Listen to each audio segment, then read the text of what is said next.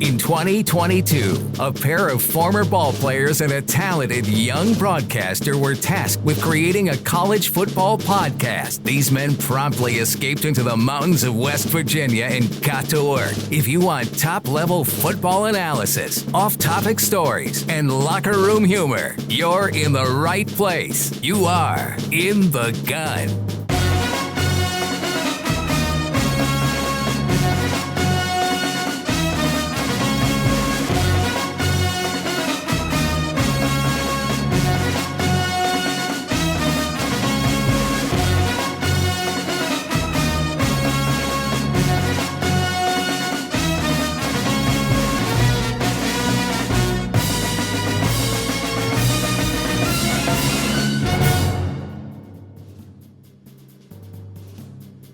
In the Gun, episode 11, it's time for a Virginia Tech preview. Wes Uhler with you here with the best teammates in the business, Owen Schmitt and Jed Drenning. This episode brought to you by our friends at Tooth & Ford. We all know cars cost less in Grafton. Gentlemen, it is time to enter Sandman. How we feeling? I can't believe it's this close. I can't believe it's almost here again. It seems like not that long ago at all that we battled into the bitter end in Morgantown, to be honest with you. I mean, I can still see Letty busting that thing up the gut for 80 like it was last night, like it was yesterday afternoon. So I'm fired up to get this thing rolling on. Yeah, it's going to be electric, man. I'm upset I'm not going to the game, honestly. I will be in Charleston doing an alumni kind of swagger deal, which is still cool, but it's not going to be the full effect. I mean, that crowd gets intense at the start of the game, and it's going to be an electric atmosphere. I'm looking forward to the game. I think all of Mountaineer Nation's looking forward to the game. I feel like certainly after the backyard brawl, but after the loss to Kansas as well too, this was kind of the one that everybody circled of, okay, this could make or break the season. You'll either be at 500 or you'll be staring down the barrel of 1-3 before you get to conference play. So yeah, certainly a big one. We're going to get into all of it on this episode today. We'll take a look around some other things happening in college football, give you some predictions and some projections as we always do. We'll start all that when we return, but first, these words from our friends at Toothman Ford. You're listening to ITG. I'm talking with J.R. Toothman of Toothman Ford. J.R., everybody knows a lot of pro athletes buy from you. What's the secret? Just like Will Greer, future Hall of Famer Frank Gore, James Washington, and many more pros, these guys have financial advisors that are always looking out for them to save time and money, and that's why they always shop at Toothman Ford. And what if you're like us regular folks that don't have people giving us advice? You don't need a financial advisor. Toothman Ford will save you time and money no matter who you are. Plus, we'll buy your car even if you don't buy from us. Visit toothmanford.com and get a quick, instant cash offer. That sounds like a score to me. That's right. And as always, we'll take anything in trade from chicken wings to Super Bowl rings. Toothman Ford's got a lot of fans. Here's another one, Dallas Cowboys QB Will Greer. This is Will Greer, former West Virginia and current NFL quarterback. And cars really do cost less in Grafton at Toothman Ford. That's a fact, Will. Thanks. You can shop online anytime at toothmanford.com. Back in the gun here. Time to take a look at some headlines. And gentlemen, a WVU specific headline here. Just before we went to record this, the WVU social media channels, Twitter, Facebook, Instagram, all that different stuff, releasing the uniform that the Mountaineers will be wearing Thursday night at Lane Stadium. And it is a twist on what we saw in the backyard brawl against Pitt. So same white helmet, Country Roads helmet, same white Country Roads jersey, but with the all blue pants this time. So white, blue. I love it. I think, if you go look at the pictures on social media, I think it looks better than the original ones with the white pants. I really like the blue pants. I'll say this, though. All right? We win, and those uniforms can stay. We lose, we burn them in the Lane Stadium showers. I don't think there's any in between now. Those unis deserve a win, and they deserve a rivalry win. And yes, I'll tell you what, I love the look. The only guy I'm going to guess who doesn't love the look is Owen head equipment manager Danny Nealon, because it's a white jersey on a natural grass surface. So I'm not going to hear the end of it from Danny complaining about having to clean those jerseys. Him and his crew, that's tough work for those folks, because they'll come back with plenty of grass stains. They always do. But that's a cool, sharp look. those uniforms deserve a win. That helmet deserves a win, especially a rivalry win. Let's do it. Yeah, absolutely. Hey, look good, feel good, play good, right? So hopefully we can get that win for those unis, and they can start throwing them in rotation. That's what I'm talking about, especially that helmet. That helmet is yeah. chef's kiss. We need a win with that helmet, and it can stay. Like I said, if not, we burn them in the showers and we forget that they ever happened. We're gonna catch up with our buddy Sean Mariner, WVU football insider, here in just a few minutes. Maybe he can give us some scoop on that information as well too. But before we do, it's time for some runaway questions here in the gun. Runaway questions, real simple segment that we do here. It's our listeners' opportunities to get your questions in for the runaway beer truck himself, Owen Schmitt. Big O, you ready?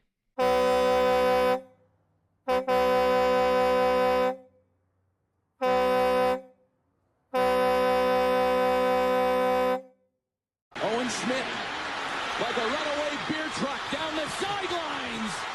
Big Owen Schmitt, touchdown, West Virginia. Bring it, Wes. He's got that microphone working now. He's loving it, I tell you. Smooth.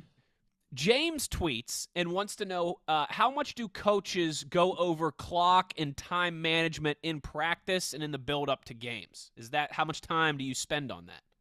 James, fabulous question. Actually, a lot of time. We'll go through situations, clock management, almost not every period, but certain situations, 2-minute drills, usually at the end of practices. 4 minute, yeah. 4-minute offense. Also, throughout the course of the day, these practices are so structured. If people really saw the practice plans, they'd understand and start to really see how much time actually goes into just a practice, right? And that's not even that's one practice of 4 or 5 practices leading up to the game. So there is a lot of time spent, like I said, not just on practice plans, but just the timing of certain situations, right? We want to train our athletes reps, right? So when we get into the game, right, it's clockwork. And I'll add this. Coaches will also, and Neil does this, he'll ask some what ifs, go around the staff. What if this situation arises? What if this guy goes down? What if? So you got to be prepared for those scenarios. But also earlier in the week, when you look at the analytics, okay, they get the full analytics report from the service provider, and it's specific to that opponent. So the head coach sits down with the analysts, and a lot of that stuff's determined ahead of time. Now, you're not married to it. You can still adjust on the fly, but you want some of the basic stuff to be determined Tuesday instead of crunch time with the play clock going down and that kind of thing. So that factors in as well when you read those reports and decide which parts of it you might look at, which parts of it you might disregard, and go from there. Dr. Bill wants to know. He says, Owen, what was your game day mental and emotional prep like, and how did you keep that hype going throughout the game? Bill, excellent question. You know what? I was a couple different things. I was a very focused player before the game. Did a lot of prep. Was prepared mentally. And then when I got to the game, very quiet, would get my stuff on, would go through a lot of mental reps in my head. So would go through certain situations, certain plays, different formations or whatever that they ran, and plays that we were going to run, like maybe our first 15, first 10, first 15, go through those, just kind of get that mental vibe going, so that when I did get out on the field, it was all reactions, right? There was no thought process going. Rich would be so proud of you. Why? Your visualization, the visualization. Oh yeah, you got to, man. You got to. Yeah, I mean, walk them through. On Friday night before the game, Coach Rod liked to walk you through so you would visualize. He'd sometimes turn the lights out in the meeting room, walk you through the opening kickoff, who was going to make the big hit, how the crowd was going to respond. We'd get the ball. Our first play would be this. Owen would break a tackle. Walk him through that, Owen. Yeah, I mean, there's so much prep physically that goes on, right? And then once you start winding it down, that's where the mental prep starts taking over, right? The film study. Then you're getting closer to the game, right? You just had your team meal, right? Now you're in the meeting room, right? They probably showed some sort of highlight where you guys just absolutely killed it the last week if you had a win, right? And then like Jed was saying, now we're going to start visualizing what we want to happen in the game, right? If things go our way, this is how it's going to go down. And you would just break that down, and you would literally just like imagining, right? That's what you're doing, right? But you're just taking that mental rep and going through the success. And you could read thousands of books. Any Olympic athlete, any world-class athlete, any champion, anybody who's ever won a championship that's written some sort of literature ever, that visualization is a huge part of the process, especially right before whatever sort of competition it is. And it's a huge part of prep. Kind of calms you down a little bit, lets you set in. There's always pregame nerves, pregame jitters. And once you get closer and closer and closer to the game time, it's good to just kind of nestle in, right, and really start visualizing the success, because that's mentally a huge part of the game. Right. The physical stuff is what happens on the field, but mentally you have to be prepared. You have to be prepared for a win, right? You have to know in your mind's eye, right? We're here to win, and we're going to win, and this is how we're going to do it.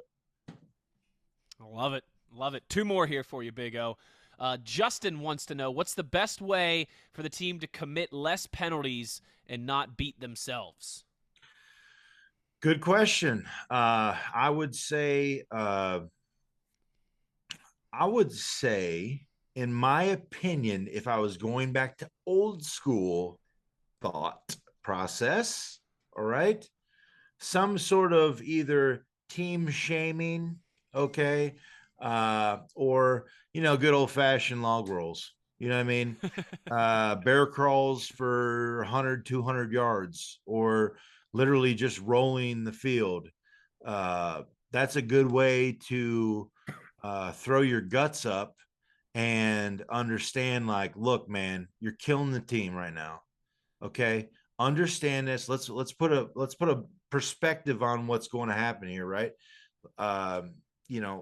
In my opinion, a guy who's got a penalty problem isn't focused, right? He's not in the game. He did not visualize before the game, right? He's a step too slow, or he wasn't prepared. He didn't watch the correct film.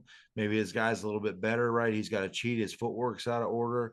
There's a lot of things for that. But honestly, with penalties and the ones that we've gotten, and I will say the personal foul penalties, or like a late hit stuff. I'm not going to speak too much on the targeting stuff, because I just don't even know how athletes even really deal with that anymore. It's just it blows my mind. But the small stuff, right? Be involved in the game. Remember your details. It's all about the small stuff. Watch the ball, right? Hey, if you can make a hit or not. It's a step. You know what I mean? Don't even give yourself that. You have to be mentally prepared for the game. And like I said, even before a play, I already ran through the succession of a play, right? Even if it doesn't happen like that, I still already ran through probably 2 or 3 times before I even got to the ball what's going to happen. So, maybe some more mental reps. Maybe those guys need to get into that. That's what I would be. But as far as correcting those problems, a good 200, 300, 400 yard bear crawl, that always gets everybody right. Well, Wes, here's where Owen's really onto something. When you're dealing with 18, 20, 21, 22-year-old kids, in that kind of setting, few things matter more to them than the esteem their peers hold them in, right? The opinion of your teammates matters more to you than anything. I mean, you want a kid to be happy, let him win an award that his teammates voted on. That's why captain always mattered so much, right? Because your teammates anointed you captain. They voted you captain. It wasn't sports writers or other coaches or anything like that. And one of the things we used to do this with loafs. Okay. So, I mean, you could kind of categorize penalties skewing in the same direction, hurting the team like that. Like if you loafed when the film was graded, and let's say you had don't ever loaf. Don't ever loaf. Don't ever loaf. What would happen is we'd have the whole team in a circle, and we had to do an up down for every loaf that was graded by every player on the tape. And that adds up. Okay. So you'd have to get it in the middle of the circle. And you'd have to say, my name's Bobby Johnson, and I'm a linebacker, and I let the team down 6 times, and he'd have to lead us in 6 up downs. Whew. Next guy, 9 times. Next guy, 3 times. Next guy, 14 times. You know what? You don't want to be in the middle of that circle. So that does incentivize you, again, because you don't want to let your buddies down. These are your guys, right? These are your wingmen. You don't want to let them down. So that might be some of the greatest incentive out there. Well said. Absolutely, Gret. I agree with you 100%, man. It's all about the love between the family. Mm-hmm. And we're going to get to our 4th family member here of the ITG family in just a second. But last one for you, Owen. You know, I always like to keep a funny, goofy, non-X's and O's one for the last runaway question here. So Jared wants to know, is it true that Owen once ate a coaster at the Fishbowl? Jared, some people become legends, okay, at the Fishbowl. I was fortunate to live a block away from the Ridge, okay, with a bunch of football buddies.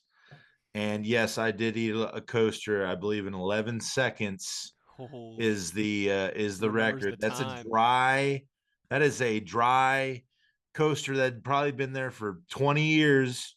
Because it had some warping, you know, I mean, cardboard got wet, it got dry, got wet, it got dry. I mean, it was pretty musty when I did chew on that thing, gnaw on it a little bit. But yes, the thing of legends at Maria's Fishbowl. I have a few lovely esteemed records at the Fishbowl. Few records, so, yeah. few legends, yeah. Not even John Henry ate a coaster at the Fishbowl, right? Yes, a few folklore stories for you down there. The name John Henry came up in the comments today, by the way, or yesterday, the last couple of days. He's going to be a West Virginia legend like John Henry. And I'm thinking, he's eating coasters. What are you talking about? Nobody said anything about my IQ, Jed. All right. I love it, man. I absolutely love it. If you want to get involved with Runaway Questions every single week, just make sure you're following us on Twitter at In The Gun Podcast. That's where you can lob those questions in for Big O, from everything from X's and O's to coasters at the Fishbowl. We'll take them all on our Twitter account at In The Gun Podcast. Now it's time to bring in our only friend of the show, Wvu Video Insider. You see him waving there if you're watching along on YouTube. It's our buddy Sean Mariner. What's up, Big Daddy? Are we talking about Owen eating the coasters at Fishbowl? Yeah, we do a segment every once in a while called Runaway Questions, right? Yeah, where people can tweet questions. I've been seeing the tweets going crazy, baby. And Sean, you know me, right? I pick 3 or 4 football-related ones, and then the last one's always a goofy off-the-wall question. And it was from Jared today was, is it true that Owen once ate a coaster at the Fishbowl? That was our off-the-wall question. Just one? I thought it was multiple, Owen. Well, it was the fastest one was 11 seconds. Yeah. But the legend grows. The legend did grow. I once ate 60 chicken wings at the Fishbowl as well. Cowboy Ranch? Dude, the only. Thank you, Owen. Wing I've sauce. never loved you more in a moment than this. The moment. Only wing sauce. Only. You know what, Sean? I was laughing to myself in my mind, which can be funny from time and time again, but I was just thinking, your initials are S and M. Mm-hmm. There you go. There you go. Yep. Now, if you want to get deep, we'll spin this back to West Virginia stuff. Michael Sean Mariner, right? So MSM. Growing up, I was always like, if my last name was Mariner, I would be MSN, the Mountaineer Sports Network. Your mainstream media. In other words, I was ready. Sean Mariner with us here. Hey. All right. Buddy, thoughts on these uniforms? We were talking about this to open the show. Okay, don't tell anybody. Don't tell anybody I said this, but I might like them more with the blue pants. It's a sharp look. It's tough. So again, Kristen, we talked in the first episode. The white line's a throwback to the Pitt game from, was it 02, I think. The country roads look great, but damn, does that blue look good with the helmet and the white? Well, I know the helmet's not the same, but we did have a pretty good streak in the blue and white combo. Mm-hmm. Obviously, the helmet's different. I'm not going to. I won't even say nothing about the helmet because the helmet's just badass. Yeah, but excellent. I would agree with Wes. I would. They're what the teens are calling hot. I love them, first of all, and I'm also equally impressed with how they got Doug Nestor to do everything they did for the video. Watching large Dougie do the shirt rip in the leg, I was like, dude, I can't get him to do that. So who got him to do this stuff? Hey, if they win the game in these unis, first of all, we were talking earlier, these uniforms deserve a win. They deserve a rivalry win. But here's the beauty of it. Let's put the cart before the horse.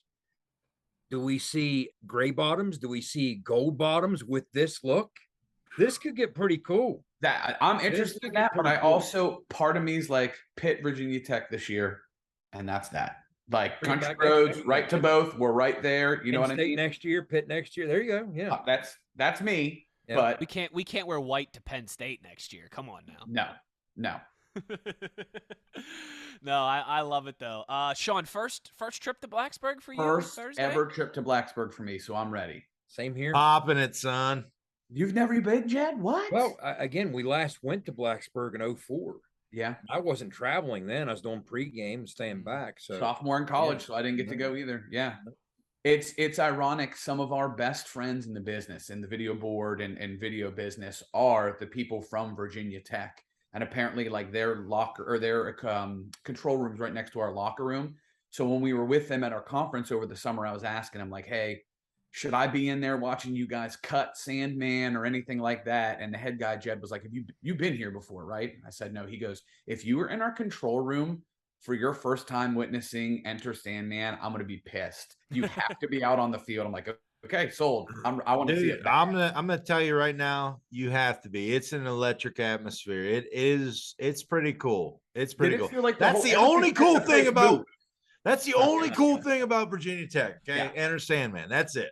Does the whole place move, Jed? I've heard nonstop that what I've heard. That place is shaking. The whole place shakes. I've been told time and time again. Man. Yep. Yeah. So hell, and they built that thing straight up and down. I mean, yeah. That's the other thing I've heard. It's like vertical, isn't it? Yeah. Yeah. It's pretty nuts. Larry David. I'd hate to wipe out on the top shelf up there. You'd have a nice trip all the way to the bottom. Well, I will say this: a lot's been made that the home field advantage has waned in recent years because it used to be they were just unbeatable there. But you know what? Yeah. I'm not so sure the home field advantage prime time Thursday night has waned. Yes. Okay, we just saw that a few weeks ago. I mean, absolutely. Pitt has no atmosphere. When we were there, it was the largest sporting event in the history of the city. I mean, it's whole city. Yeah. And this is a place that does have atmosphere. And oh, by the way, it happens to be primetime Thursday night. So, they've gotten 2 wins since that Old Dominion loss too. So maybe the fans are jumping back on a little bit. They were the other day, the Wofford game. The fans were insane. They were crazy. They came out, much like our fans responded last week for Towson. Their fans responded. And so, they were cranked up for an early kick against Wofford.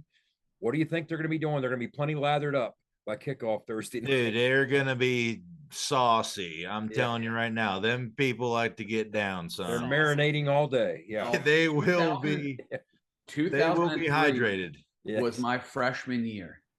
That was my freshman year of college. Brian King. Wednesday night, the first time I've ever had Captain Morgan dropped inside of a Yingling beer as an 18-year-old trying to figure things out. And when that night happened, that was absolutely insane. So that was Brian King in the end zone with 12 seconds left. No, 03 was home. The Rasheed Marshall. 28-7. Yeah. Rich Rod's first real big win. The Mariner family claim to fame with that one is, you remember, they rushed the field, take down the goalpost, the mace and everything. The next day, the cover of USA Today was a cop just destroying a student That was our cousin, Brandon Stipetich, front page of the USA Today. I thought you were going to say you were in the picture with your pants down at the 50s. I remember, again, 18-year-old Yingling and Captain Morgan for the first time standing up in the student section like, what's happening down there? Just so confused and hazy. That night's the first time I ever tasted pepper spray. And I was 500 yards away. It was everywhere. It was everywhere.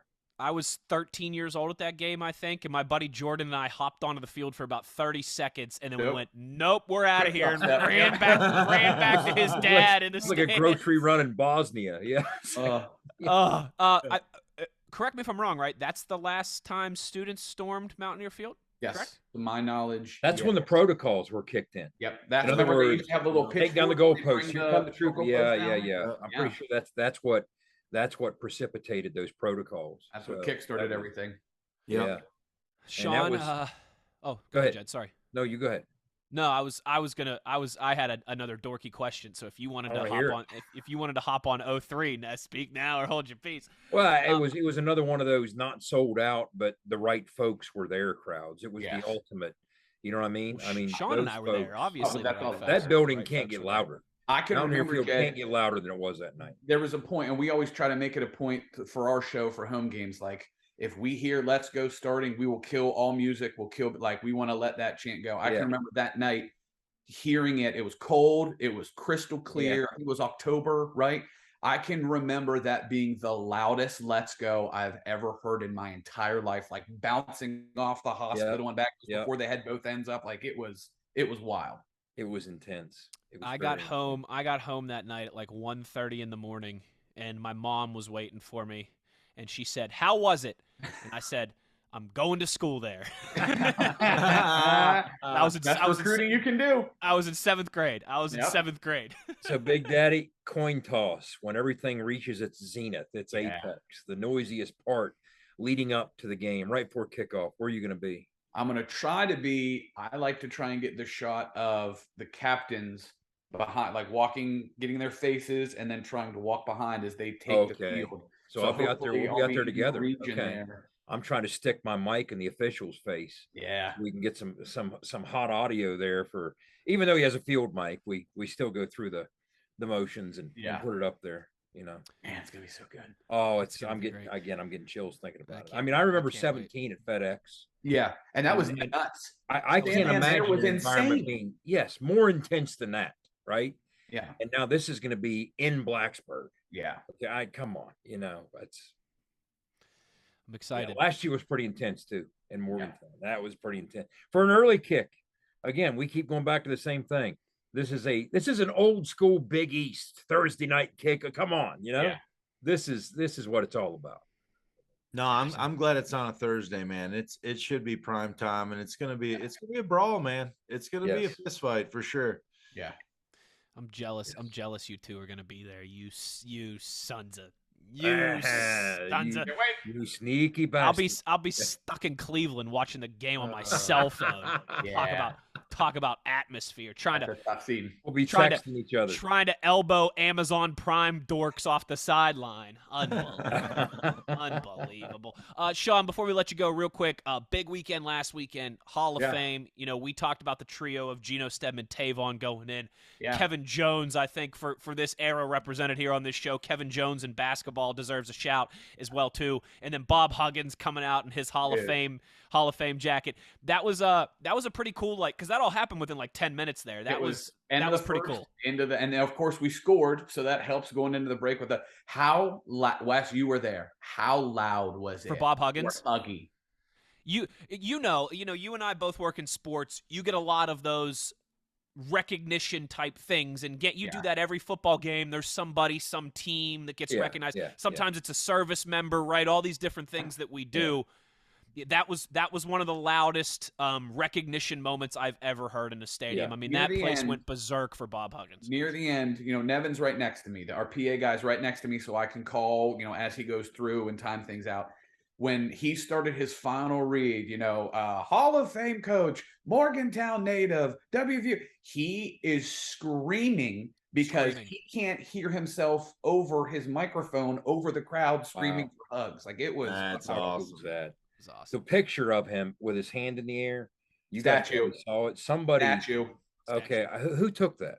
I'm not sure who that was. I don't know if that was one of our team or like Matt Sunday or I don't know Brian if it was Persinger. Sparky. I don't know, but well, somebody retweeted that, and it was I don't remember who the lady was that tweeted it, but she made a comment, said, "Put this statue, build this statue, erected in front of the Coliseum immediately." And I thought that would be a perfect statue. I mean, it was like Instantly he was iconic posing photo. for him. It's the hugs out to the side wave. Yeah. Like just It was brilliant.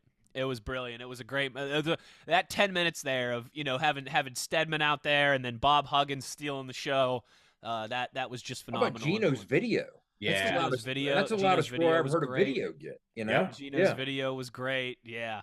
That was really cool. And like Sean mentioned, the fact that the WVU was rolling there certainly helped the cause as well too. The crowd was ready for a party, and they certainly brought it in those Big Daddy, were you expecting 51,000? Yeah. I thought we'd have that maybe a touch more because people had a feeling we were going to get after this one. So I was happy. I thought they interacted very, very well. We had some good dance cameras going. I was happy. Beautiful day, family day. Yeah. How did baby girl do first game? She was great. She loved it. Now, I'll admit to everybody here, okay? I took my 11-month-old daughter to the game for the first time. We had to leave in the fourth quarter. We had to leave at the beginning of the fourth quarter because she was starting to melt down a little bit. But she did great. She loved the band. She just loved the energy of the crowd. Yeah, she was awesome. You know, I have a word for that. My 7th grade math teacher is Sam Gogenauer. He lives in Canaan Valley. Him and his wife, Amy, who was the art teacher, okay? They famously left the Louisville game in 2005 early. Oh, no. So they were in Red House, Maryland on their way back to Canaan as we were coming back, and they were scrambling to get it on the radio. So I told them that I'm going to forever transform their name into a verb. When you leave early, you're Gogenauered. You Gogenauered the game. You Gogenauered. Come on, don't Gogenauer anymore. If it would have been a 4-point game instead of a 45-7 game, I would have. If ever there's a time to Gogenauer, I would it's have with said, a newborn. listen. Morgan would have taken her. Wes would have stayed on my couch. We would have figured something. That's right. We would. Sean and I would have driven up to the strip district the next day. We would have. I want to say this too because I know you guys have already talked about it, but you can't get a look at my stomach right now, which is probably great for everybody. But if you did, you could see that I have never been an athlete. Okay. I've been around football, played a little bit in junior high, but I'm a guy who's learned the game, who loves the game, and I know just enough to maybe like talk with Jed on the sidelines, be a little pretentious about what I do and don't know. But I don't know 1/20th of what Jed or Owen know, like not even close. When I hear JT Daniels talk, I feel dumber than any football person has ever felt on the face of this earth. And it's always something that like when he says it, it's so simple, but I've never been able to put it into words like he has. So I'm like, well, of course that's true. I knew that, but I'm just a stupid person who can't say it the way that he can say it. It's absolutely unreal. It's well said. That's a great point. Here's the best way I would encapsulate. I put a tweet out today repurposing his interview from Monday, right? Yes. The best way I could describe it is if you've never been in a quarterback room, if you've never been in a quarterback meeting room, putting game plans together, breaking down stuff on the grease board, talking with the OC or vice versa, a lot of what he says sounds like the first sentence or two that initiates all the conversations that take place in that room. Okay. I mean, that's like the topical stuff that's going around. You're talking about, all right, you're kicking ideas around about, all right, well, okay, we got to be responsible for their 5 with our 5. How are we going to do that? What are we going to do? Who's declaring the mic? All right, well, they're going to get it started. Zach's going to make the call up front. Okay, well, when they play this leverage, I'm going to make this type of throw. And those are usually the kind of comments. It's more than tip of the iceberg, but the conversation follows the comments he's making to the media. I mean, the real meat on the bone is what follows that. Yeah. So the fact that he's able to synthesize that down to its most basic points. So folks who don't necessarily have a pedigree in football, but they're just fans, but they understand it the way he explained it. Yeah. That's a knack. That's a gift. But that's what it sounds like. It sounds like the conversations.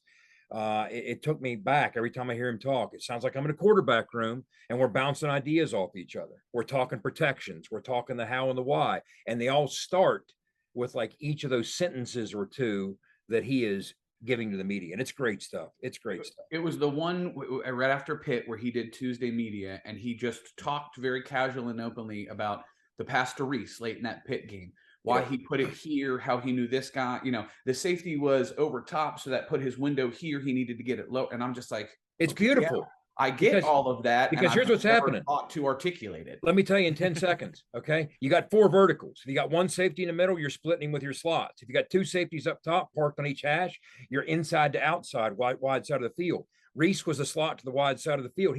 He walked you through exactly the mindset that a quarterback has. All right. We call it 1 safety's jack in the middle, split the slots, read it. Use your eyes, taking one way or throw it the other. 2 safeties. All right. Tougher throw, wide side. He has more space to cover. Try and drag him outside or see if he drags himself. He walked you through that beautifully. And he's just such an intellectually gifted football player. Owen, what does it do for you when you hear about how often he checks to run and it's the right run call? Does that give you a little tingle? Does that work for you? Well, I mean, he's the man, dude. I mean, he just makes the right call. He's just so involved with the game and the game plan and how the game is flowing. I mean, we spoke earlier briefly about runaway question about visualization. Yeah. And I can just – it's probably a multi-universe of just how many thousands of scenarios happen inside of his mind, like before the game even happens.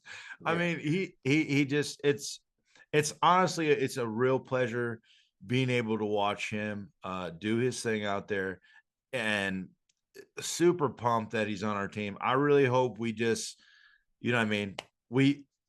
everybody has to understand how special a guy like this is. You know what I mean? And when you have somebody like this, like when we had Pat back in the day, right? Steve, those guys, right? It brings everybody up, right? If you're on the same page, it's bringing you all up, right? So you're all trying to play at a high level. And hopefully we can just, hopefully Thursday night, right? That's our click, right? Back, right? We get it back, right? We're like Wes said, hey, we're back to 500. Now we're starting gameplay. And we just go out there and have a great time. And it's like to really get at the run checks. I mean, it's love to see a quarterback that's involved who's not just a selfish player and wants to, rack the stats up for himself. He's a guy who wants to win the ball game. He does. Right? And he's going to know, you know what I'm saying? And he's going to make the best play to put us in the best situation to move the chains. He doesn't want to throw in the numbers. He's being smart. Yeah. He'd rather run into the soft numbers than throw into the heavy ones. And, I'll say this, there's a shopping network. There's a game show network. There's a network for everything today. Okay. If there was a JT Daniels interview network, I'd just have it on his background noise all day. I just watch it. Yeah. I could listen to him all day. I mean, he's speaking my language. I'm picking up what he's putting down. It's great to hear somebody, and he's not really at an advanced age. He's not done with college football yet. This is usually the kind of conversations you hear out of battle-tested NFL quarterbacks, of Peyton Manning, okay? Yeah. And the way he's able to simplify it but still be advanced while doing so, he gets the craft. Man, I love the way he does this. Everything about him. That's the stuff me as a fan loves to like. I want to know, I want to learn, okay, split the jack. Now I can look for that in other games so I can be more knowledgeable when I watch something else. You know what I mean? That's the stuff that I love. I know Sean will get this joke. I'll see if you two will, and then we'll let him go. First time I heard JT Daniels speak was like listening to the Beatles. You ever look in his eyes? It's from Superbad. All right. Perfect. It's from the movie Superbad. You ever look in his eyes? It's like the first time I heard the Beatles. Flawless. Perfect. Sean Mariner, our WVU Athletics insider, kind enough as always to give us some of his time. Ladies and gentlemen, make sure you're following him for more hilarity on Twitter at Big Daddy Mariner. Sean, thanks as always, buddy. We'll talk soon. Always a pleasure, boys. We'll see you guys Thursday. See you, Toto. There he is, the handsome, tubby man of gold. We've got to get to break here. When we come back, we will do a little what Vegas thinks we think, as we'll give some projections and some predictions for the upcoming week in college football. Wes Uhler, Owen Schmitt, Jed Drenning, you are in the gun. Game day got you on the go? We get it. GoMart is here to keep you going all season long with stores throughout our home state. We're a proud West Virginia-owned company, and our friendly staff is committed to serving our communities. From fuel to freshly brewed coffee and snacks, a stop at Go-Mart to cover your game day needs is always a touchdown. Plus, Go-Mart Rewards members earn points with each purchase to redeem for discounts on gas and free items. So stop by, start saving, and stay on the go with Go-Mart. Back in the gun, time to take a look around the rest of the college football slate, week 4 of the college football season here. Couple, I think, intriguing top 25 games to focus on. Certainly, we'll throw up the graphic right now. You could take a look at them. 3 that we want to highlight here. Clemson at Wake Forest. That's an early season in-conference game here with some big ramifications. Both of those teams looking to make it to an ACC championship game. This one will be kind of the starting point for that. Florida at Tennessee, nice SEC rivalry game. 2 teams who have had pretty good starts to the year. Which one's for real? Which one maybe some fool's gold there? And then in the evening at Jerry World in Dallas, Arkansas, Texas A&M. Taking a look at the projections here on the screen now. Jed, you want to run us through these? Yeah. Clemson, Wake Forest. Wake Forest did a great job when they lost Sam Hartman early in the season to stay the course, and they found a way to get to 3-0. And now they're right back on track. This is a huge game for them. I just don't know if they have the chops. We'll see. But the projections, Clemson's favored by 7 over under mid-50s. We're looking at a projection of Clemson 31-24 over Wake. Florida, Tennessee. Is this a separation game for Tennessee? Is this the game they've been waiting years and years and years for? Maybe so. It's going to be a wild crowd at Neyland. They're both they're 3-0 versus a 2-1 Florida team that's kind of trying to find itself in some ways. 37-27 is our projection. Tennessee over Florida. Tennessee an 11-point favorite over under in the low 60s. 37-27, and then finally Jimbo trying to continue to right the ship against Arkansas. Arkansas maybe got caught looking ahead last week. The Fighting Bobby Petrinos came to town. They struggled a little bit, separated late. But they're scrappy, but they go to College Station, and it's a 2.5-point Texas A&M line. So we have Texas A&M 26-24, something like that is our projection for that game at A&M. Yeah, Texas A&M able to get back on the right track with a win over Miami. Now they'll jump into SEC play here. Into Big 12 play we go. We'll pull up the projections on the screen right now for you here. Baylor at Iowa State. This is an intriguing one for me, Big O. Iowa State, they finally got that elephant-sized monkey off their back and finally got a win against Iowa last week. Baylor still ranked at 17, but actually the underdog in this game on the road up in Iowa State. Yeah, getting a win against Big Brother there. Iowa, that's been a good one for them to come over to the top there. I don't know. Here's my thing. It's a home game, right? It's gonna be loud. They're 3-0 right now. I think it's gonna be tough for them to overcome that crowd. And I think Iowa is gonna put a complete game together and really solidify who they are in the Big 12. Yeah, Jed, go ahead. I was just gonna say, we talked on our no huddle special earlier in the week. We talked about how familiarity breeds contempt. Yeah. And I tell you what, TCU, SMU, those are 2 schools not too far away from each other. You want to talk about a backyard brawl? I mean, those are 2 programs that obviously don't play all the time, but very close proximity there. Yeah, Sonny Dykes back to his stomping grounds just across the block, right? So, I mean, this is a game they're expecting a lot of points. It's a pick 'em, okay? So, again, graphic up on the screen. We're looking at all 4 of these things or all 5 of these things at once. Projection, Iowa State 24, Baylor 21. Projection, we went ahead and projected TCU in a 35-34 style football game. We project, and here's the big one, Wes. Let's all talk about it real quickly. Duke and Kansas. Kansas, a 9-point favorite. You might be thinking, well, it's Duke. Duke beat them by 19 points last year. Okay. Think of the turnaround that is. Again, we talked about Kansas getting votes in both polls. Kansas is for real. Now we'll continue to find out, can they handle prosperity? Because for the first time in a long time, prosperity's coming their way. So quick remarks, you guys. When was the last time they were ranked by 9 points or favored by 9 points in a game? You have to go back to 08, 09. I mean, probably early 09. Yeah, if I had to guess. but we're projecting a 38-28 Kansas win. So be careful, Owen. We're patting them on the behind. And you know what Coach Rod always told us about doing that? Hey, I pat you in the hand, right? I pat you on the butt. You Schmitt right in my hand. That's right. Texas Tech in Lubbock. Okay. Again, Texas without Quinn Ewers, Hudson Card getting the start. Texas Tech trying to rebound from a road loss at NC State. We project a 34-27. As you can see, Texas win on the road. They're favored by 6, over under at 60. And then finally, to round things out, Oklahoma, heavy favorite, 13-point favorite at home against K-State. Vegas not believing in the Wildcats after last week's loss to Tulane.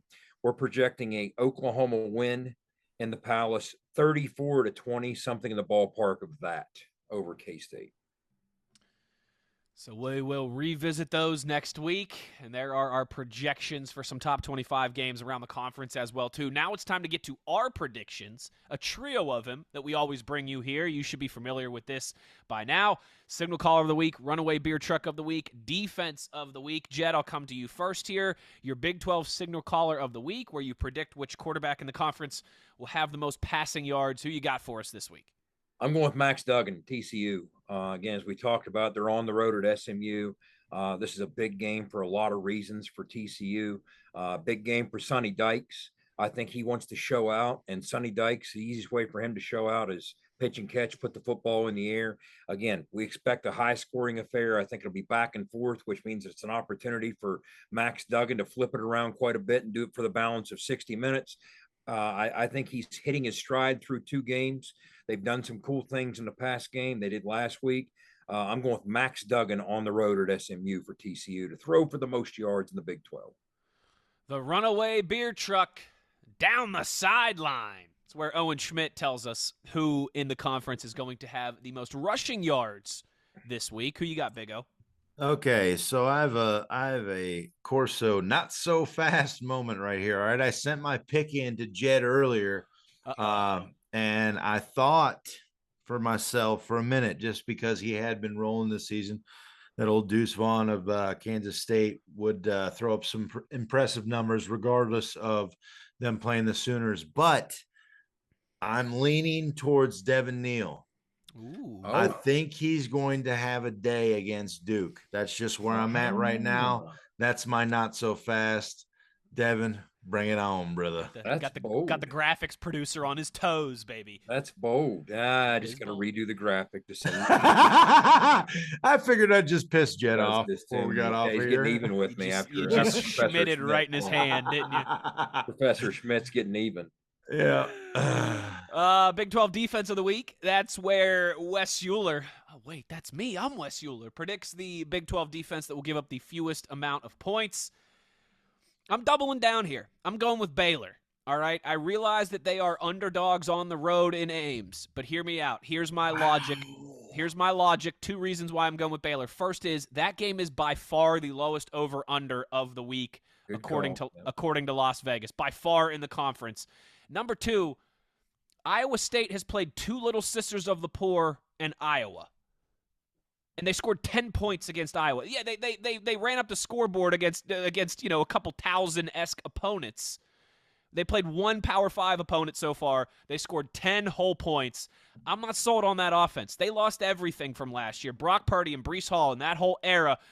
I'm not sold. I know they're at home. I know it's a big game, all these different things, but I think that one is low scoring regardless of who wins. Hunter Deckers is exposed. Okay. I'll give you 2 reasons you might be onto something, and then we'll close out. Yes, it's in Ames. Jack Trice is a tough place to play, very underrated as a venue, but it's a noon kickoff. Okay. Out there 11, but noon kickoff here, early kick. And the other thing, Matt Campbell typically does a pretty good job of managing distractions, but the noise is getting louder and louder about this Nebraska gig, and the kids are hearing it too. And so he's going to really have to keep them dialed in. And does that have an effect? I don't know. Baylor's a pretty good football team, so I can't argue with that pick. There we go. We will see how it all shakes out when we return next week. But when we come back on the other side, it's time to get into this battle for the Black Diamond Trophy. Who's got the edge in the air, on the ground, special teams, intangibles? We'll break it all down for you when we return. You are in the gun. I'm talking with J.R. Toothman of Toothman Ford. J.R., everybody knows a lot of pro athletes buy from you. What's the secret? Just like Will Greer, future Hall of Famer Frank Gore, James Washington, and many more pros, these guys have financial advisors that are always looking out for them to save time and money, and that's why they always shop at Toothman Ford. And what if you're like us regular folks that don't have people giving us advice? You don't need a financial advisor. Toothman Ford will save you time and money no matter who you are. Plus, we'll buy your car even if you don't buy from us. Visit toothmanford.com and get a quick, instant cash offer. That sounds like a score to me. That's right. And as always, we'll take anything in trade from chicken wings to Super Bowl rings. Toothman Ford's got a lot of fans. Here's another one, Dallas Cowboys QB Will Greer. This is Will Greer, former West Virginia and current NFL quarterback. And cars really do cost less in Grafton at Toothman Ford. That's a fact, Will. Thanks. You can shop online anytime at toothmanford.com. Back in the gun, episode 11 of your new favorite WVU football podcast. We're getting ready for the battle for the Black Diamond Trophy here now. Who's got the edge in the air, on the ground, special teams, intangibles, all these different facets of the game that will play out Thursday night at Lane Stadium. Jed, I'll start with you here since you are the signal caller. In your most humble of opinions and well-researched opinions, as Big O and I can attest to, certainly, who's got the edge in the air, the Mountaineers or the Hokies? Boy, I tell you what, let's walk this thing through now, okay? Grant Wells, he was turnover happy in that loss to ODU, but he's reeled things back in, come back down to earth. The former Marshall quarterback, West Virginia high school kid, he's looked like a different player the last two games, been smart with the football, more judicious with the football, didn't put it in harm's way. Now, West Virginia on the back end, moving some pieces around, trying to find ways to dial up some pressure. I think that part's going to get interesting. I think it's going to be a function of we have to get them knocked off schedule. We talk about this every week, and it's going to be critical once again, okay? Now let's jump to the other side. Let's look at West Virginia. And obviously the passing game has been one of the strong suits of this offensive football team, well, the offense at large, really. But this Virginia Tech secondary is pretty battle tested. I mean, they got a couple corners in Chapman and Strong. They played together for quite some time. You'll see they're physical, they're handsy. They'll reroute you. They'll force you to redirect, knock your rhythm and timing off. They're good tacklers. And then on the back end, Peoples and Connor, you'll see number 5 flying around at safety, number 1 flying around at safety. Again, great tacklers in space. But I think we're going to find a way with the weapons we have, not just on the perimeter, but also some matchups with our slots against their linebackers. Now, what they've done with that defense is they converted into a more traditional 4-3. And of course, when 4-3, how this works. 4-3, one gap responsibilities across the board from a run fit standpoint. But the truth is, you can also find some matchups against those backers if you're creative in doing so. They have a hybrid type backer among those three. They have 2 converted safeties playing there. So it's almost like they're in heavy nickel. But I do think we're going to have some opportunities to do that. It's all about JT appropriately IDing some things. I think he'll do that. And I'm going to roll with West Virginia having the advantage, all told, in the pass game. Yeah, Jed, I agree with you 100%. We talked, briefly before the cast here, and I just think BFW is playing at such a high level right now. I think they might end up paying him a little more attention. And like you said, I think James and KP are they're gonna end up finding some space where the space is needed to be found, and JT's gonna end up doing his thing. I think, like you said as well, CJ Mathis getting some one-on-one opportunities against their second level. We can definitely do some damage in mismatches there, just with the physicality of CJ, and hopefully Matthias, can make some moves and get into some space situations there. But I just think with the guy that we have at the helm, there's just too much that's going on there. He's definitely watched the film. He's prepped. He's visualized. I think West Virginia all the way there in the air. I'll make it all three of us going with the Mountaineers here. Listen, I think Jed said it earlier, talking about how, ever since that first game against Old Dominion, Virginia Tech has really, Grant Wells threw 4 interceptions in that game. They lost, obviously, to start the season, and they have changed their offensive game plan to let's not take those risks. Let's run the ball. Let's play defense. Let's keep it low scoring and close to the vest. And that's because they don't trust their quarterback, at least not at this point. And listen, Grant Wells, West Virginia kid. I never liked the poo-poo West Virginia kids. But he did go to Marshall and now Virginia Tech, all right? So, yeah, nothing that he's doing is scaring me. I'm just going to be completely honest with you. Where JT Daniels and Bryce Ford Wheaton, you should be very scared if you wear that gaudy orange and maroon and whatever disgusting colors that they decide to show up in for their Hokie effect on Thursday night. So, yeah, clean sweep for the Mountaineers in the air. Owen, I'll start with you here. Who's got the edge on the grind? In the ground, we've had some good ground games here. Obviously, last week was a good one with both of our guys getting over 100 yards. But I just think we just have a lot of momentum right now with our guys up front, and we're going to give the big boy the ball. Mathis is going to get the ball, and we're going to end up putting some yards up. I think we're going to go in there with a mindset of total domination on Thursday. This is a massive game. This is kind of like almost a second chance, okay? You played Pitt. The outcome wasn't what you wanted. Now you have another Thursday night on a huge stage, right? Right in the back door, right? Right in the backyard here. And I think we're going to end up coming out on top. Now, I will say they have King is back, correct, Jed? Is that correct? He's listed as number 1 on the depth chart. They took him off the kickoff return team. So yeah. Right. So he's boasted 175 this year, 7.6 yards of carry, 1 TD, and then obviously Holston, 126. Now that's 3.12 TDs. I don't know. I think our guys are really clicking right now up front as far as our run game goes. I think we're going to have a really good night and help complement what JT is going to do in the air. Mr. Drenning, do you concur? I don't. Ooh. I think the yards on the ground are going to be hard fought both ways. Again, I'm looking at it like this. Let's start with Virginia Tech defensively. I talked about what great tacklers that crew is on the back end. Okay. So it's difficult to the extreme to pop big ones, even if you do get to the second or third level against them. Okay. Our wideouts have been blocking exceptionally well in space. But these guys can track you down. They track the ball, they get hatched to the ball, and they can bring you down in space, which means you're going to have to earn it a couple yards at a time. They do a great job with these run fits we talked about. Again, even front defense, he likes to simplify things from their perspective, but make it look difficult to you and chop the front up with some twisting and some stunts. It's a lot to handle. We got a veteran battle-tested offensive line, obviously.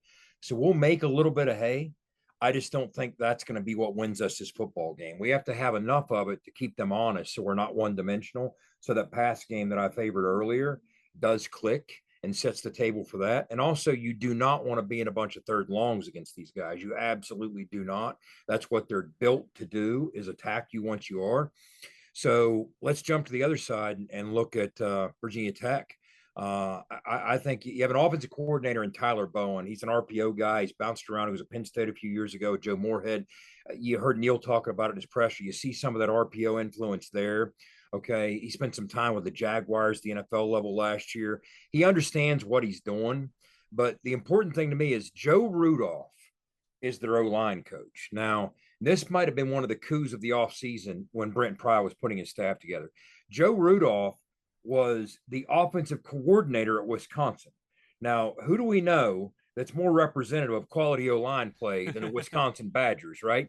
Well, they got the OC from Wisconsin at Virginia Tech coaching the O-line now. And you just have to think, that has to somehow start to come together and gel over the course of a handful of games, and it really hasn't yet. Part of that's been lack of continuity. Keyshawn King's been out. Keyshawn King, as I see it, is the hands down the single most dynamic football player on this offense. He's the true bona fide threat that can hurt you. Okay. Virginia Tech knows that. I think they want to feature him. I think they want to feed him. I think they want to shrink this game. Again, I wouldn't be surprised if they come out throwing early, trying to get a lead, and then just try and pound it to milk that lead and take the air out of the game. But I think they're going to be so committed to it, and I expect some kind of improvement from game 3 to game 4. They've gotten a little better over the course of time, but Keyshawn King coming back to me is big. This O-line's been around for a bit. I just kind of get the sense they're going to be profoundly committed to it because they can't lean on the pass game the way maybe we can. Combine that with how well they tackle on the back end. And to me, the tiebreaker is Dax Hollyfield at linebacker. I mean, this kid, Owen, he's Reed Williams. That's what he is. He's Reed Williams. I mean, he's a 4.7 guy who's going to get to his fit like a 4.4 guy. I mean, when you watch him on tape, there is no doubt in my mind he's a film rat. He sniffs stuff out. He smokes stuff out. It's going to be hard to run the football against number 4 with him directing traffic. So I'm going to give a slight edge to Virginia Tech. This one was tough. I went back and forth on this. I think you both make great points. I just by the slightest of edge, I'm going Mountaineers. I think those as well too. I'm going to side with the beer truck instead of the signal caller. Jed, you make a very compelling case, and you have me second guessing myself even more so than I was when I put this pick in. But I think a lot of things are equal, except for the difference to me. Why I'll go 51% WVU and 49% Virginia Tech here is. Keyshawn King, you're absolutely right. Stud, dynamic playmaker. They're going to feature him, especially if he is healthy and ready to go. I just don't know if they have the 1-2 punch like we do with Tony and with CJ, with Mathis and with Donaldson. I think they're a little bit better in run defense. I think our offensive line at this point is a little bit better. What splits that for me? Just the depth for WVU, the 2 horses in the backfield instead of 1. So, like I said, by the slightest of margins, I'll side with Big O on this one. I'll come back to you here, Jed, to start our final one here. Who's got the edge in special teams and intangibles? You know, it's like your special teams. It's like it's almost like we're going to Hershey to play somebody in a game of chocolate, right? You know, you're going to Blacksburg. Hold on now, though. Frank Beamer ain't walking through this. This ain't no Beamer ball, bro. This ain't no Beamer ball. Have you seen their punter? Frank Beamer would smile like the butcher's dog over this punter, all right? We gave up a kickoff return a week ago against Towson. Again, talented kick returner. That's something that we worked furiously to address since that time. Now, interestingly enough, for the only a handful of times has this ever happened in the history of the program or the history of the building, we didn't punt last week, right? So we got to dust off old Ollie Straw because something tells me he's going to be needed a few times in this type of football game under the lights in Blacksburg. But I do think when you couple the slight edge I would give, again, love Casey Legg. I think he's going to perform well. Love Ollie Straw. I think he's going to perform well. Maybe the coverage units, all it takes is 1 lapse, and these guys are going to hurt you a little bit. Their punter is legit, okay? Ours is heading that way. Theirs has arrived, is what I would say. Couple that, when you talk intangibles, I mean, Thursday night, primetime TV, Lane Stadium, that's an intangible. That's an intangible. So, again, slight edge to Virginia Tech. Big O, do you concur or do you argue?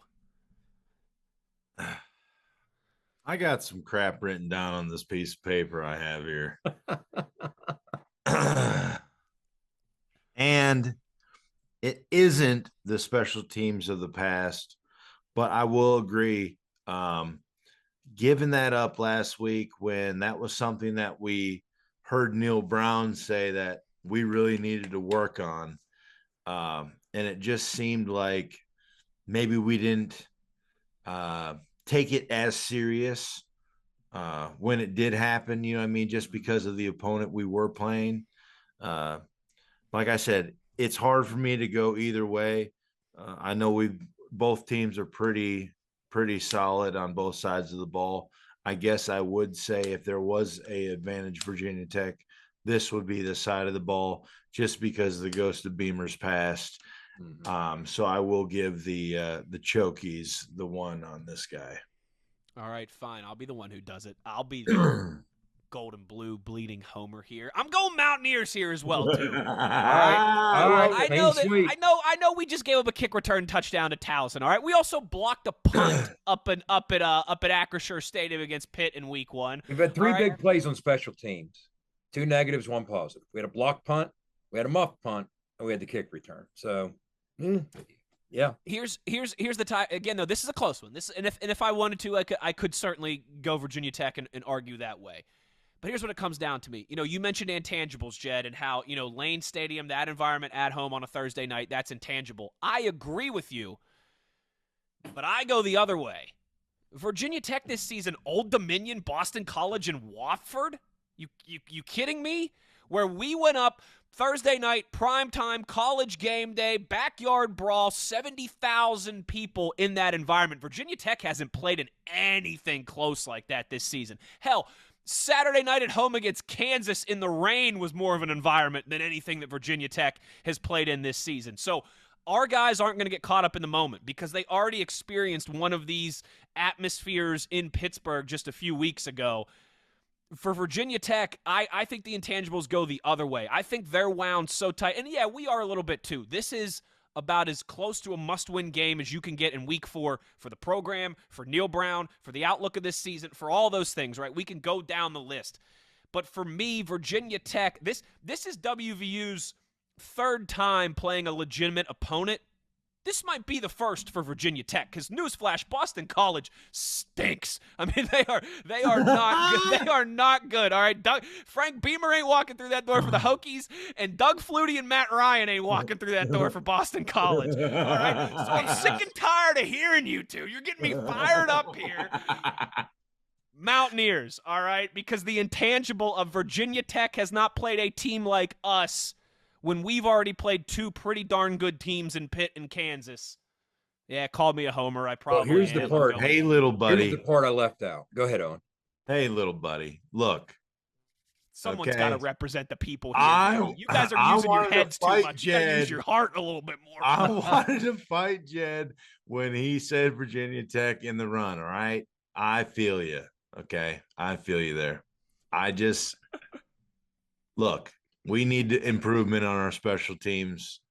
Ask me who I think's going to win the game. I love the spirit, brother. I love it. I took Virginia Tech in the run game. I took West Virginia in the pass game. I took Virginia Tech as the tiebreaker. Now ask him who I think's going to win the game. Who's going to win the game? This environment will bring out the beast in JT Daniels.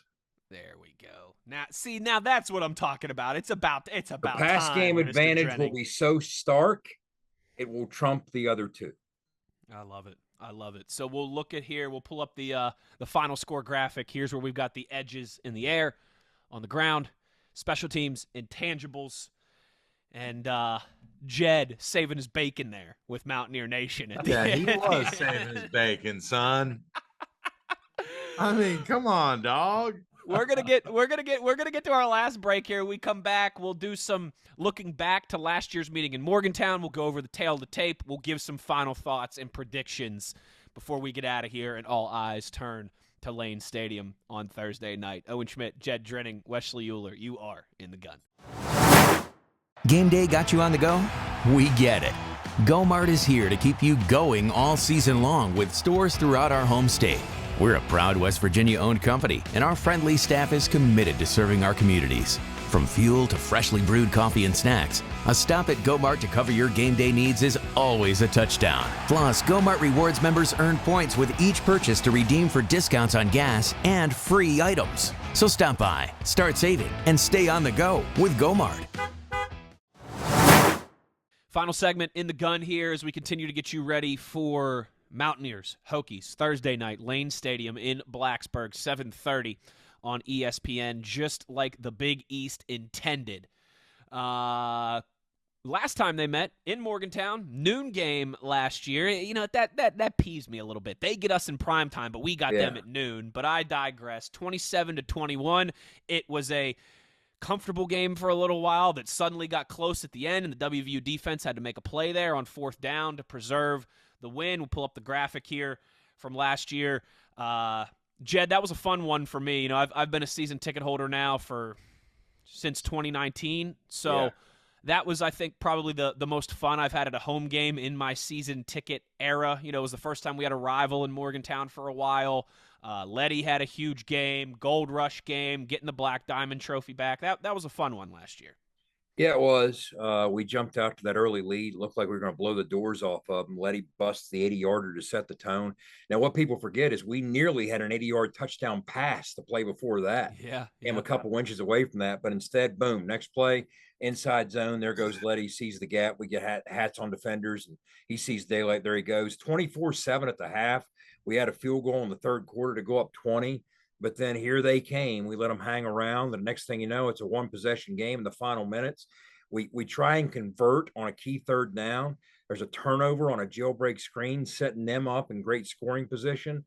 But as you touched on, a great stop by the defense to finally seal that thing that was far more interesting than it needed to be.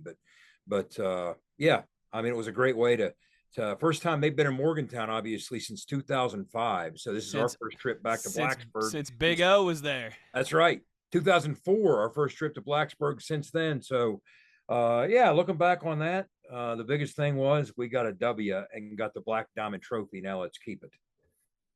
Yeah, that was a little redemption. Obviously, in 2005, we lost that game. I think, what was it? Marcus Vick was the quarterback at the time. That's when he cussed Gibby. And that was the only game you guys lost that year, Big O. Yep, yeah. It was a downer. Yeah, it was a downer, obviously.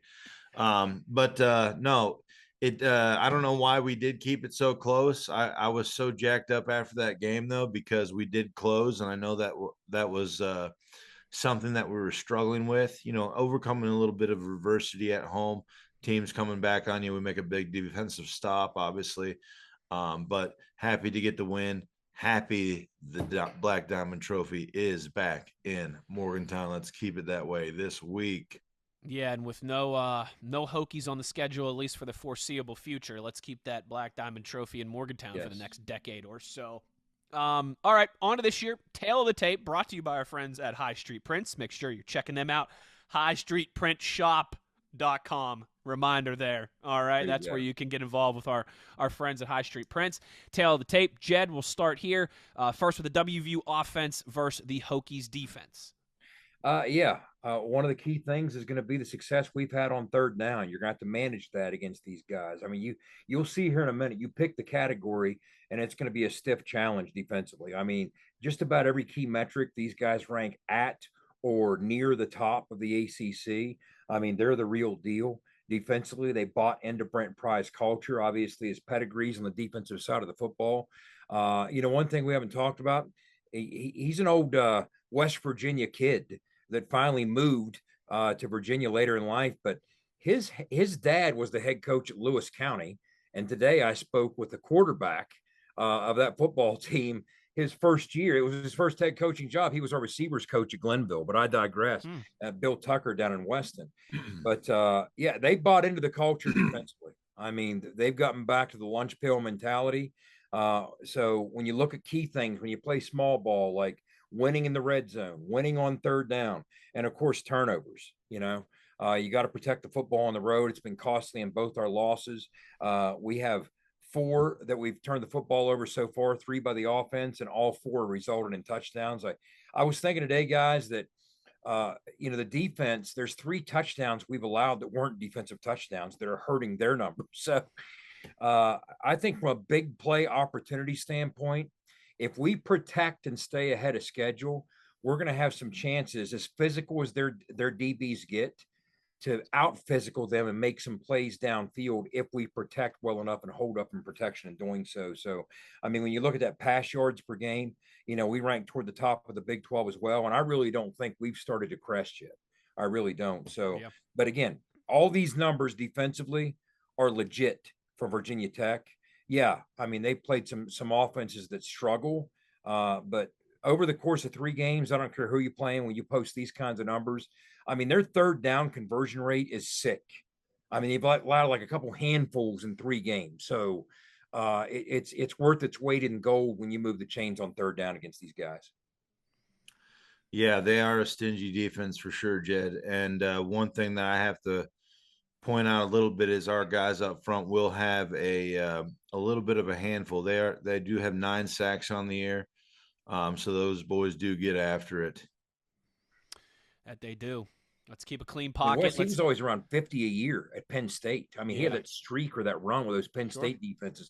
Brent Pry did as the coordinator up there, so that's what he's all about. No, he's lunch pail. He's defense. He's that old school, certainly, and he's started to instill that a little bit there through 3 weeks, without a doubt. We'll see, though. Like I said, they ain't seen no JT Daniels. They ain't seen no Bryce Ford Wheaton or CJ and Tony at this point. Hopefully, Doug Nestor has a big performance in store for his old teammates and his old university down there as well, too. Flipping to the other side of things here, WVU defense versus the Hokies offense. Jed, what's standing out to you? I think what we need to do is I have to update some of these numbers here because we're turnover dry, and they've done a pretty good job the last couple games of not turning the football over. So again, don't really pay attention to the numbers that you guys have in front of you. But I think what we need to do is we need to find a way to, get hats to the football. Good things happen when you fly to the ball. If somebody misses a tackle, you can make up the difference and have a tackle. You can have an assist on it. If the ball does come loose, next thing you know, it's bouncing your way if you're around the football. So I think that's one of the things that's going to be critical in this environment is for us to find a way to steal a couple possessions defensively by forcing 2 or 3 turnovers. And maybe that's how Old Dominion beat these guys. ODU beat them by forcing those 4 turnovers and forcing Grant Wells into some poor decisions.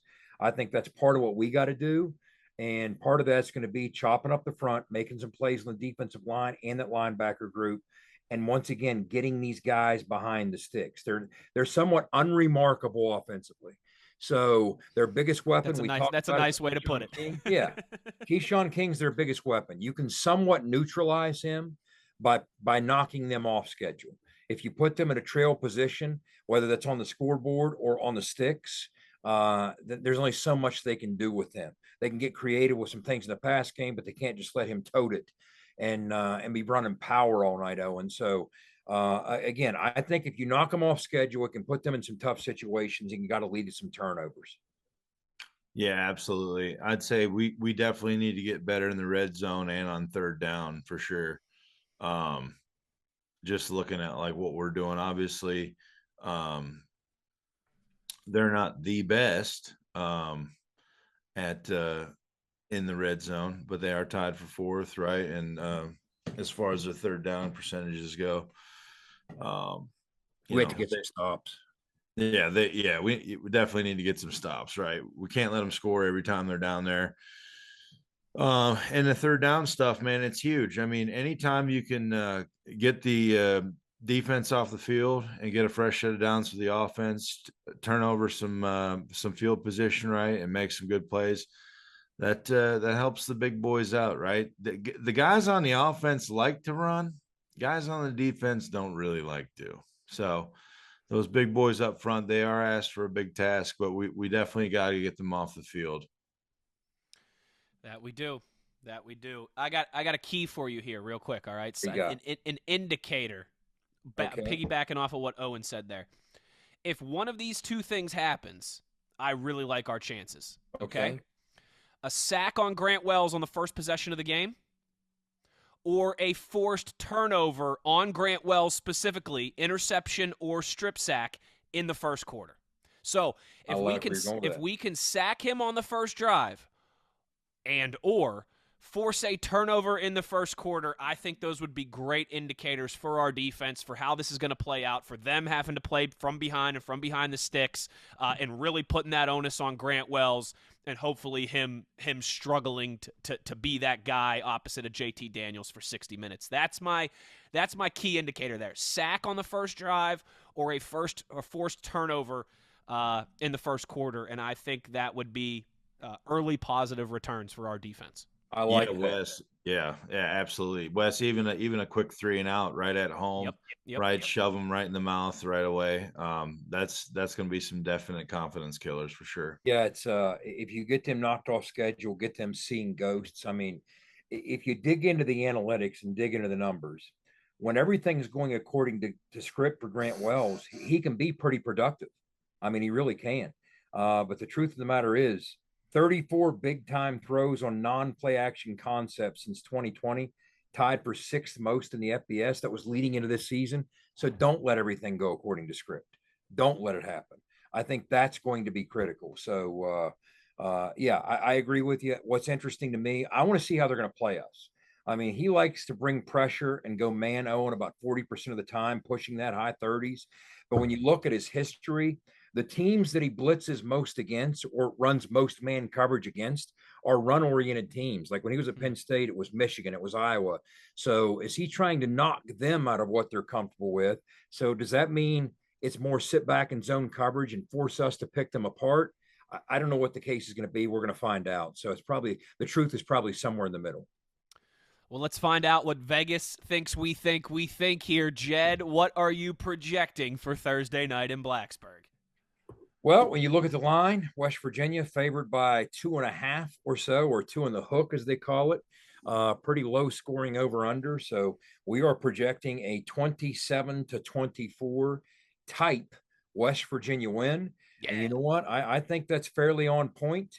Let's see Casey Legg drill one from 51 out to break the hearts of all those Hokie fans down in Blacksburg. Now, see, I would like that, but I would also like it if it was, we were up 10 late in the fourth quarter and they just scored a consolidation touchdown late to make it a 3-score game. I'd rather have the comfort, Big O. I don't know about you, all right? I'd agree. But either way, let's get a W. Let's keep that trophy. And let's send them gobbling back home with a big L down there in Blacksburg. Gentlemen, this was fun. I'm jacked up. I'm excited. This we talked about this a little bit, in the aftermath of Pitt. This is what it's all about, man. I've missed these games so much, and I'm stoked for kickoff on Thursday night. I absolutely am. I mean, I'm fired up to everything about this trip has me excited. I'm excited about the environment or the buzz at the hotel. I'm excited about the trip to Blacksburg from the hotel because we're actually not staying in Blacksburg. We're staying up the road. I'm excited to walk in. I'm excited to kick off the pregame hours before it gets rolling. I'm excited to get down to the field for the first time, meet up with Big Daddy. A buddy of mine's the red cap for the game. He's a former Virginia Tech player. My day job, I used to work with him. Everything about this, the energy of this building is something. And I've never worked it on site. So it's one of the great venues in college football to take in a college football game. And I'd argue, just like I got to do Baton Rouge on a Saturday night, right? What would you rather do than Blacksburg on a Thursday night? It's like Morgantown. So I want to see us take their best shot from their fan base and respond with a shot of our own and knock them off for a high quality win against a high quality opponent in their house, in that environment. Well said. And I know you'll have some stories for us next week from that environment. Big O, final words yours before we get out of here. Let's go Mountaineers. Let's go drink some beers. Hey, thanks everybody for joining us. As always, be an ear, tell an ear about your new favorite Wvu football podcast. Thanks to everybody who tweeted your runaway questions. Thanks to Sean Mariner, Big Daddy, for joining us as he's kind enough to do here just about every single week on the show. That'll do it for us this week. It's been a content-packed week. Make sure you're checking out our No Huddle, our shorter episode with Owen, reading a little story about WVU and Virginia Tech there as well, too, if you haven't seen that. Follow us on all your social media channels, In the Gun Podcast, Twitter, Facebook, Instagram. Also, we're on YouTube as well, too, if you want to get the visual element of all this and see us laughing and smiling and drinking beers and Jed's blurry camera and Owen's sharp dress man, all these different things. You can find us on YouTube as well, too, for the visual element of all this. Thanks, everybody, and let's go get those Hokies. You've been In the Gun.